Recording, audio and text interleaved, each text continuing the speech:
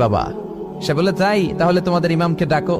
সাইয়েদনা ইমাম আবু হানিফা টাইম দিলেন, এই জুমার দিন, আজকে জুমার দিন না, এই জুমার নামাজের পরে ঠিক ভর দুপুরে 2টায় সবাই আমরা একত্রিত হব। নাস্তিকও আসবে, সাইয়েদনা ইমাম আবু হানিফাও আসবে। জুমার সালাতের পরে লোকের বন্যা বয়ে গেল, বাঁধ ভাঙা জোয়ার, অনেক মানুষ।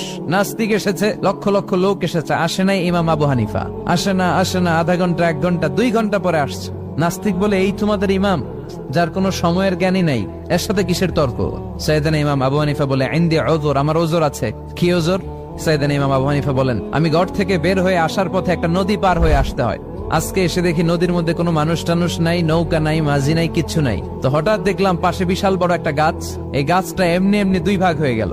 হঠাৎ গাছ থেকে এমনি এমনি লম্বা তক্তা হয়ে গেল, এমনি এমনি তক্তাগুলো জোড়া লেগে নৌকা হয়ে গেল। আর নৌকা আমার সামনে আসলো, মাঝি ছাড়া, লগি বৈঠা ছাড়া। আমি নৌকায় যেয়ে বসলাম, নৌকাটা আমার নিয়ে টান দিয়ে সাঁ করে ওপারে নিয়ে গেল।